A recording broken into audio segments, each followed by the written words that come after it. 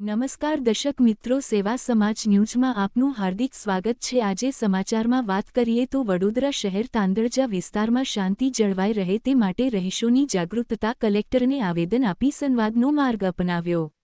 વડોદરા શહેરના તાંદળજા વિસ્તારમાં આવેલ સનફાર્મા ભાયલી રોડ વોર્ડ નંબર 10 વિસ્તારમાં એક પ્લોટના મામલે સ્થાનિક રહીશો દ્વારા શાંતિ અને સામાજિક સૌહાર્દ જળવાઈ રહે તે માટે પ્રશંસનીય પહેલ કરવામાં આવી છે।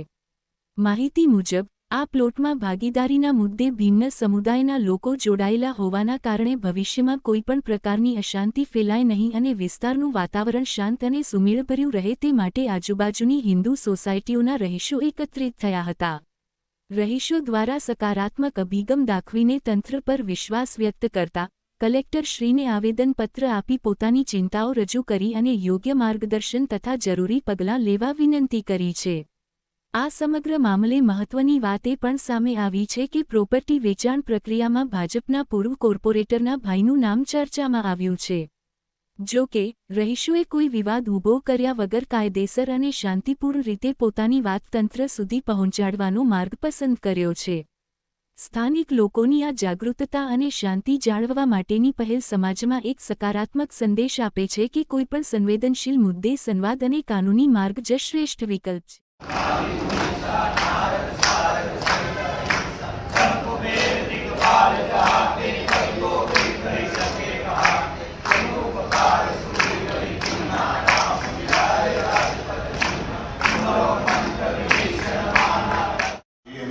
ભાજપના કોર્પોરેટર પૂર્વ કોર્પોરેટરના ભાઈ એ પણ એમ કહે છે કે આમાં ભૂલ થઈ ગઈ છે, એટલે હવે આજુબાજુની 60 સોસાયટીઓ ભેગી થાય છે।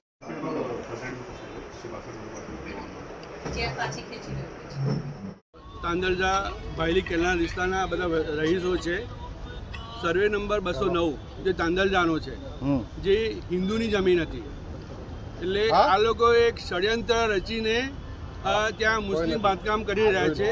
અને એનું એક તમને એક અસાધારણની પરમિશન કેવી રીતે લીધી છે કહું તમને કે હિન્દુની જમીન હતી, એક ભાગીદારી પેઢી બનાવી જે સ્ટાર કરીને નામ સ્ટાર વેન્ચર કરીને ભાગીદારી પેઢી બનાવી। એની અંદર હિન્દુ પાર્ટનર હતા, જે આગળ તમે કહેવામાં આવ્યું કે પૂર્વ ભાજપના કોર્પોરેટરના ભાઈઓ છે એની અંદર। એટલે અસાધારણની પરમિશન જ્યારે આ લોકોએ લીધી ત્યારે હિન્દુ ટુ એ ભાજપના કોર્પોરેટરના ભાઈના નામથી પરમિશન લેવામાં આવી। એ વખતે જે મુસ્લિમ પાર્ટનરો હતા એ લોકોના નામ બતાવવામાં આવ્યા નથી। એટલે જ્યારે પરમિશન આપવામાં આવી તો હિન્દુ ટુ હિન્દુ બતાવીને પરમિશન લેવામાં આવી, અને પછી પાછળથી હવે ત્યાં જ્યાં જે સ્કીમ મૂકવાનો વારો આવે છે ત્યારે મુસ્લિમની સ્કીમ મૂકવાનો વારો આવે છે। એટલે આ સરકારની જોડે આ લોકો રમત રમી રહ્યા છે, અસાધારણનો ખોટો ઉપયોગ કરી રહ્યા છે। એ સરકારને અંધારામાં રાખીને હિન્દુ ટુ હિન્દુ પરમિશન લીધી અને હવે એના માટે ત્યાં આગળ મુસ્લિમોની સ્કીમ બાંધી રહ્યા છે। એટલે સરકારને અમે ધ્યાન દોરવા માગીએ છીએ કે આવી રીતે જે કાયદાઓ જે છે આ લોકોની ખોટી રીતે એનો ખોટી રીતે એનો ઉપયોગ થઈ રહ્યો છે। એટલે અમારી માંગણી આજે અમે કલેક્ટર સાહેબને કહેવા આવ્યા છીએ કે આ ખોટી રીતે જે અસાધારણની પરમિશન લીધી છે એ પરમિશન રદ કરવામાં આવે અને આ જમીન સીઝ સરકાર કરવામાં આવે। કાયદાનું કડકથી પાલન જરૂરી છે, કેમ કે આ એક મને એવું લાગે છે કે આ ધીરે ધીરે હિન્દુઓની જમીન ઉપર લેન્ડ જેહાદ જેવું થઈ રહ્યું છે, જેની અંદર ઘણા બધા હિન્દુ પણ પોતાના ફક્ત પૈસા ખાતર શાંતિનો માહોલ જે છે એને ડોળવી રહ્યા છે। સરકારે હજુ 15 દિવસ થયા, અસંધારાનો કડક અમલ થાય એની માટે એક જાહેરનામું પણ બહાર પાડ્યું, છતાં પણ આ કાયદાનું ઉલ્લંઘન થઈ રહ્યું લાગે છે।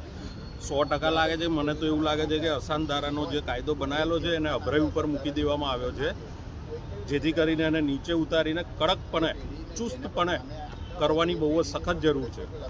ચારે બાજુ હિન્દુ કોલોનીઓ હોવા છતાં 1000 ઘર હિન્દુઓના હોવા છતાં વચ્ચેની જે જમીન છે એ મુસલમાનને ફાળવવામાં આવી છે, મુસલમાન માટે।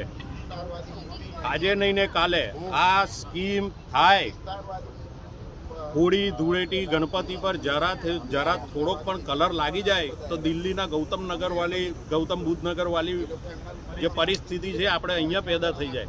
આપણે એવી કોઈ પણ પરિસ્થિતિ ભવિષ્યમાં થાય એવી કોઈ ઈચ્છા નથી। એટલે આપણે શાંતિનો માહોલ જાળવવાનો છે, બીજું કાયદાનું પ્રોપર રીતે પાલન થાય, જેની અમારે સરકારને નમ્ર વિનંતી છે।